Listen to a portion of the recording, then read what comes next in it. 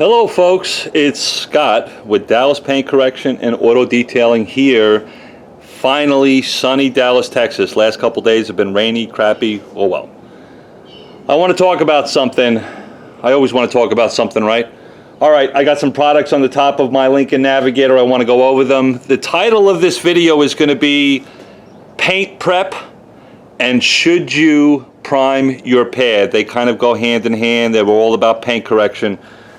Typically all about paint correction, paint prep, and also priming the pad. Taylor Scholl asked me a question the other day. Hey Scott, what paint prep do you use? Why do you use it? I'm going to go a little bit further with you, Taylor, on this video and go through all that stuff. But here we go. I'm going to get in the camera's view. I don't know how the lighting is. I got the sun behind me. It's probably bouncing off my bald globe and ruining the camera. Here's the deal. Before I even start, I want to reach out to another guy who made a comment on my YouTube channel. I love all the comments. They're funny, they're witty, they're smart, they're intelligent, they're brilliant. Guy by the name of Johnny I think Johnny Bangkok, he left me a comment saying, hey Scott, do you have Asperger's? It would make sense with all your videos. I'm assuming you're talking about me rambling and going on and on about stuff. Johnny, I had to laugh this morning. That was a great laugh. I don't have Asperger's. If I did, who cares? I think people with Asperger's syndrome are some of the most brilliant people on the planet. They tend to have high levels of IQs, and I love them. They all belong here. I honor them, but I don't have Asperger's. You know what I have? Before I came to this planet, God looked at me and he said, hey Scott, how tall do you want to be? I said, I want to be 6'1". He said, do you want hair? I said, no, I don't want hair. It's overrated. He said, okay, no big deal. He said, what about a language? You want to speak a language? I looked at God and I said, you know what? I don't care what language I speak. Can you put me in a place where I can speak a lot and repeat myself often? His eyes lit up and he says, I got a perfect mother for you and I got a perfect place for you to live. It's New York. Those people don't shut up. They have opinions and they ramble and repeat themselves all the time. So that's my issue. I'm a New Yorker and I just keep going on and on. Thank you, Johnny. Love to laugh. I appreciate it. Love you on my channel. Here's the deal. Taylor asked me about paint prep. What paint prep do I use? The paint prep that I use is made by a company called, I said DuPont, I was wrong.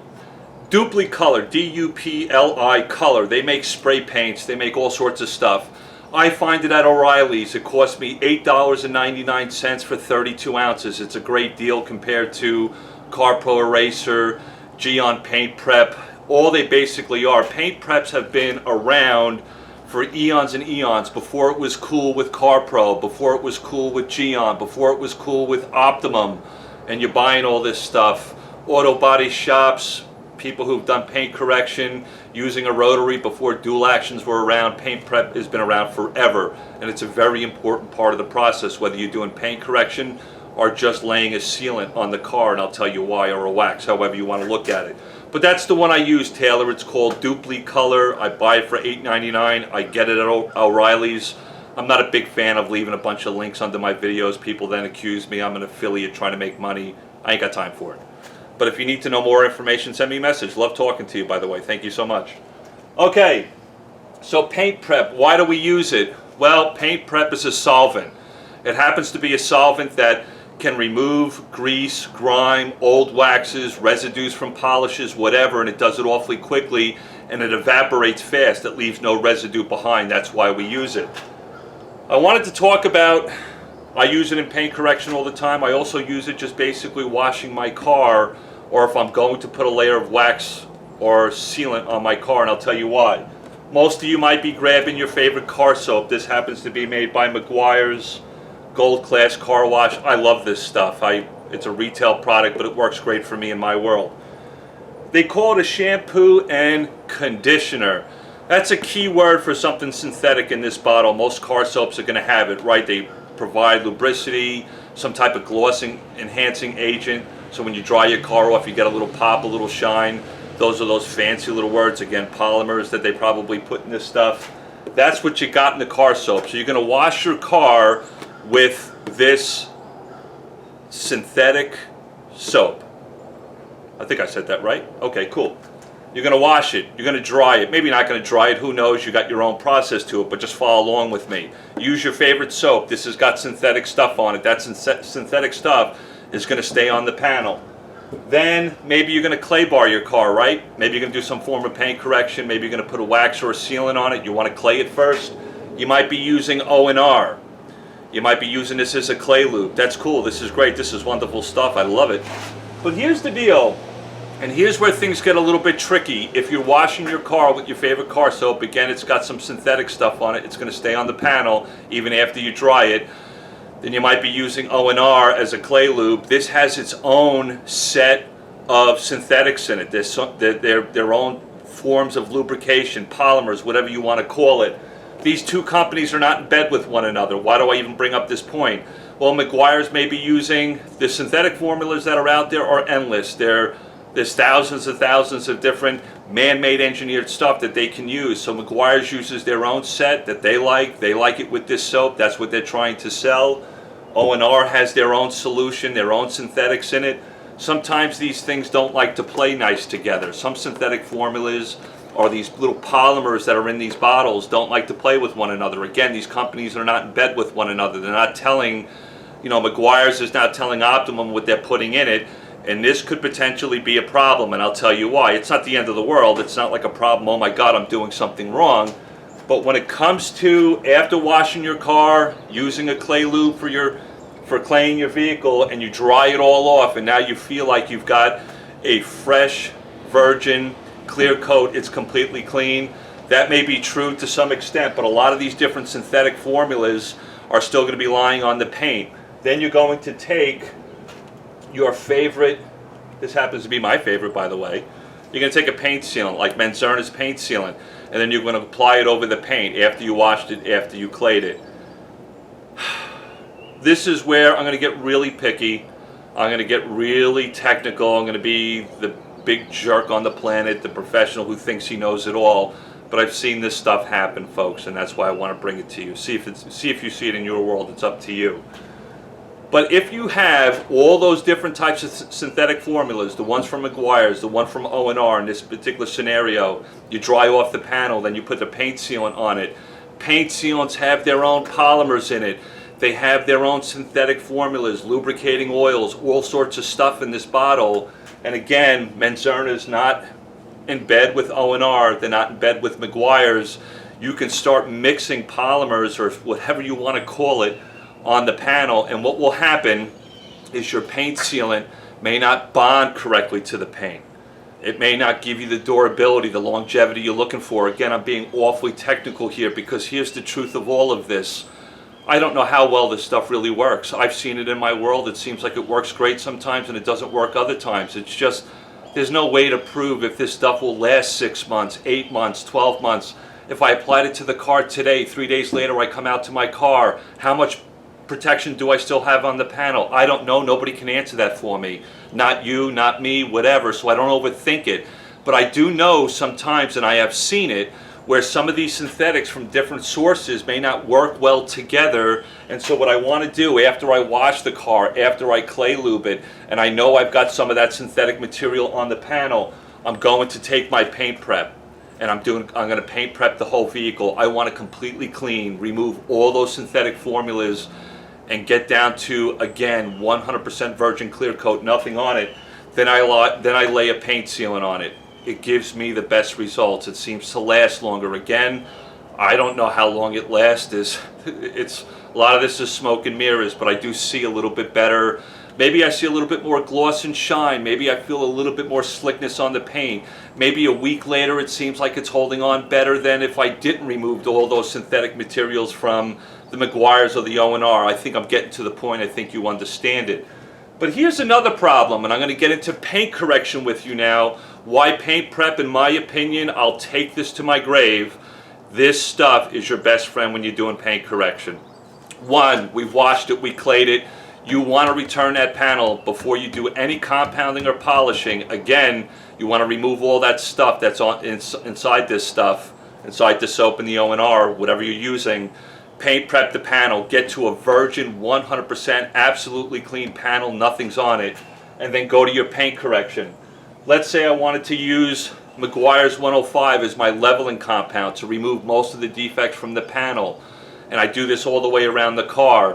What I do, Taylor, when I'm using Meguiar's 105 and I'm working in a 2x2 area and I'm doing my paint correction, maybe with a DA, when I'm done working that area, a lot of guys like to use a detail spray. They'll spray it on the panel and they'll wipe the panel off so they can remove the residue from the spent compound that's still on the panel. I don't do that. What I do is I use my paint prep once again. I use that as a way to remove the residue, make it easier to remove the Meguiar's 105 in my small 2x2 area. And what am I doing? At the same time, I'm making it easier to remove that compound so it's not so grabby. I don't want to scratch the surface after just doing correction in a 2x2 area. And the paint prep is also doing something else for me. It's prepping the paint for the next round, because I'm going to do a two-step correction, right? I'm going to use Meguiar's 105 and then I'm going to follow up. My point is I like using a paint prep after using a compound, so the next round, the next finishing polish I'm going to use, I don't have anything on the panel, and that all depends. If you're using an all-in-one and it's got protection in it, obviously you don't want to use a paint prep. You don't want to pull the protection that comes out of the compound. I'm going all over the place, but bear with me. So let's say I use Meguiar's 105, I compound my whole car, and then I wipe the panel down with paint prep, and I'm going to go to another polish. I may choose to get out of Meguiar's 105 family. I may want to finish up with something else. I may want to use, just as an example, maybe I want to use Griot's finishing sealant after Meguiar's 105. Why? Because it worked for me. It worked for the car. The car responded well. It gave me what I wanted. Here's another reason why removing 105 off the panel with a paint prep, making sure all that residue is gone, because again, Griot's and Meguiar's, they're not the same company. They're not in bed with one another. The lubricating oils inside this, the synthetic formulas that are inside this, if I've got some 105 residue on the panel, it won't play nice together. I've actually seen it where I'm trying to compound, or I'm trying to do I'm doing a two-step and I want to finish up with a polish. I've seen sometimes if there's residue on the panel from the original compound I used to remove most of the defects, my pad doesn't want to glide across the panel as well. It seems a little grabby. It wants to fight me a little bit. If you guys are doing this a lot, you may have seen it. If you're a weekend warrior doing it every once in a while, you may not have noticed it. But I need to know these things because I'm doing it on a daily basis. So that's something to think about when you're using a compound and a finishing polish. Are you staying within the same family? And again, I don't care if you stay in the same family. 105 and 205 is kind of hyper twins, right? Or actually, that's a name by Optimum. But you would think they would work together, right? But that's not necessarily true. The engineers that created that compound and finish polish may not have the same lubrication in it, may not have the same synthetic formulas in it. And what we call this, guys, and it doesn't get talked about a lot in professional detailing, it doesn't get talked on Auto Geek, doesn't get talked on Chemical Guys, but the guys that are doing it, professional detailers doing it on a regular basis and doing it for a long time, when you have two chemicals that are fighting each other on the panel and you're trying to do paint correction or you're trying to lay down a wax, what we call this is called a traffic jam. These synthetic formulas don't want to work well together. They'll try to repel one another. I hope this makes sense. I probably could have said it better, but it's early in the morning and I got 1,000 things on my mind, but I want to make this video for you, Taylor, and for everybody else. So we call it a traffic jam. These synthetic formulas can actually repel one another, give you a little bit of a fight. Excuse me, again, you might not notice it unless you're doing it every day. Okay, I think I explained that well. If I haven't, leave me a message. I'll go further with you. If we're going to do some paint correction, boy, I'm starting to sweat like a pig already, my bald head in the sun.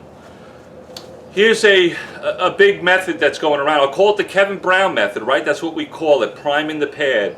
Should you prime the pad? Do you need to prime the pad? How do you prime the pad? Well, here's the deal when it comes to priming the pad for me.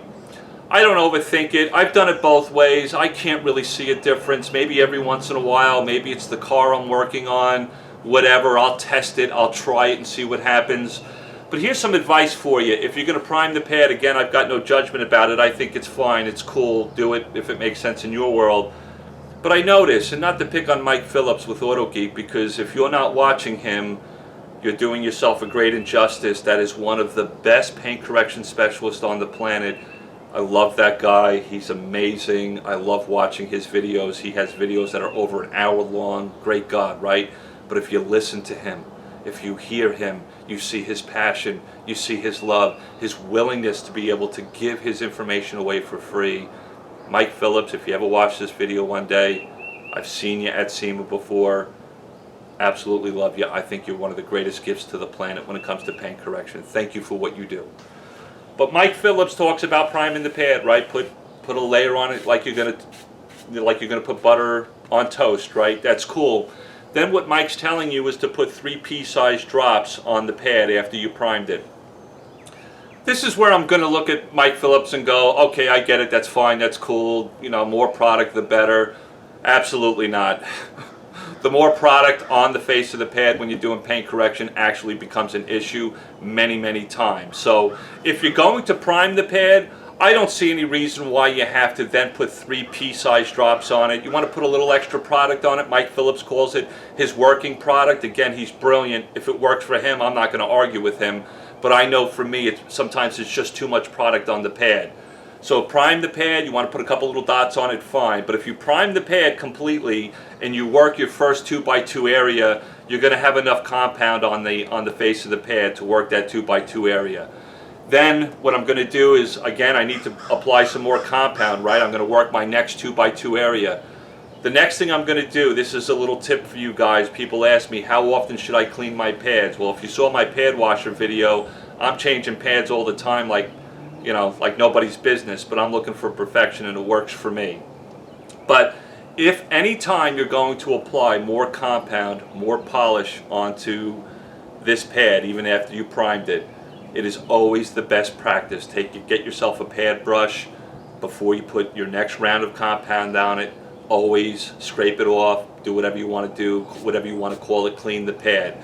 Working clean is absolutely critical when it comes to paint correction, and really, really important. You want to get rid of that spent compound.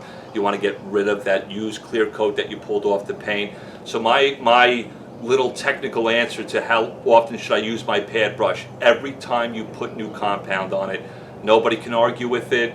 Some people can say that's overkill, but guess what? You're always going to be right. Nobody can argue with it. So that's the best answer for you. Now, I want to talk about the Kevin Brown method again, because Kevin Brown is an amazing man in so many different ways. I mean, go to buffdaddy.com. This guy will blow your mind. His articles about the Kevin Brown method of priming the pad. But I want to bring up a point. Did Kevin Brown actually come up with priming the pad? I don't think so. I think what Kevin Brown did was that he took that information and really blew it up. He really brought it to the attention of a lot of professional detailers. He examined it. He took it to another level. And the reason why I say this is I think the man who actually came up with priming the pad was Dr. David Caducci with Optimum, and I can tell you why. Dr. David Caducci was brought into Ford Motor Company, and the employees at Ford were having issues with removing some imperfections from paint using a rotary, a wool pad, or a foam pad, whatever.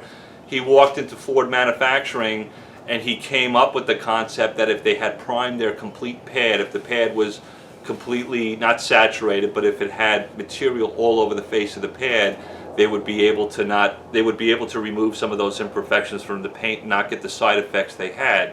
And then what did he do? He ended up creating, and he patented it. In fact, most of you guys out there, if you're beginners, this is a great way to learn. He's got a hyper polish, a hyper compound. I'm using my little hand things, right? It's a spray bottle. And what he wanted you to do was to have the pad on your DA, you spritzed it once or twice, and because it was a spray formula, it would cover the complete surface of the pad. It also made it easier for you because everybody says 3 size drops, 4 size drops. He wanted to simplify that for you. And those compounds, the hyper compound and the hyper polish, are absolutely wonderful, great products. I use them. But I believe he was the one who created priming the pad, and that's why he patented the hyper compound and the hyper polish. Because I'm willing to say Meguiar's, Manzerna, Griot's would all love to have a spray formula, but I think Dr. David Caducci beat them to the punch. But double check that. That's the way my mind's going at the moment, and I love Dr. David Caducci. Listen to some of his podcasts. holy crap, he'll blow you away with stuff, really bring you to another level. Here's another issue.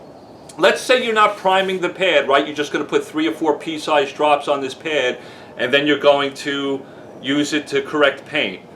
I watch a lot of guys, this happens to be my paint prep bottle, but let's pretend this is Chemical Guys. I don't mean to pick on people, but most people know these videos and seen it. They make pad conditioners and they're sprayable. So you'd put your 3 pea-sized drops or your 4 pea-sized drop of compound on it. Maybe you're working with Menzerna and you're using Chemical Guys pad conditioner and you're spraying it. Here's a problem. This is an issue. It doesn't get talked about a lot. It's not going to make or break your world, but it does to me because I understand how it works. Maybe I know too much. Maybe my head's filled with garbage. But here's the deal. If you're using Menzerna, again, that compound's got its own synthetic formulas in it, its own lubrication that those engineers wanted inside that compound. If you're introducing a second party that has a pad conditioner, they may have their own forms of lubrication in it, their own formula of synthetics. If you spray it on the pad, what happens? You might be creating a traffic jam. Now the Menzerna that's on this pad doesn't want to work well on the panel. Might be some of the reasons why you guys are getting fed up going, why is the Menzerna working for my buddy? It's not working for me. You might not have clean virgin clear coat. Use a paint prep before you use it.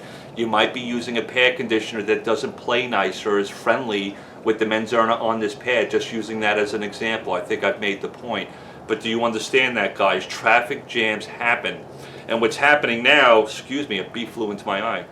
What's happening now is because each company now is like grabbing the next rung. They want the next best synthetic material out there, and technology is changing really, really fast.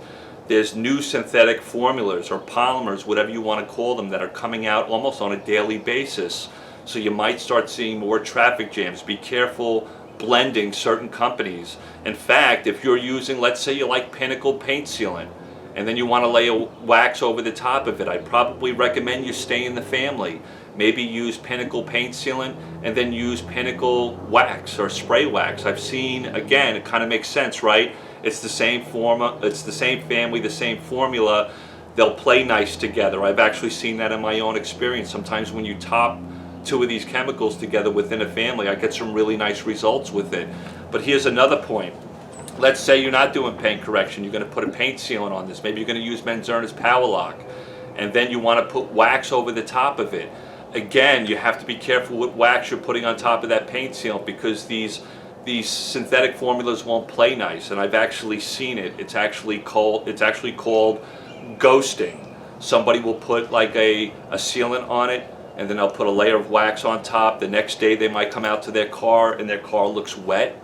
It looks like the wax is starting to reactivate itself, and they have to wipe the panel down to remove some of that moisture.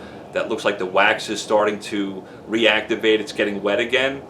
The reason for that is we call it ghosting. I say we. There's very few professional detailers that are willing to go down that rabbit hole and really understand the process. But some polymers, fancy word, they don't like to play well with one another. And if you understand chemistry, these polymers will repel each other. They'll actually generate heat between each other if you're lying them on top of one another, and that's why they begin to sweat. It's actually trying to jump off the panel because it didn't like the sealant that was on it. A lot of technical information here. Wanted to thank Taylor.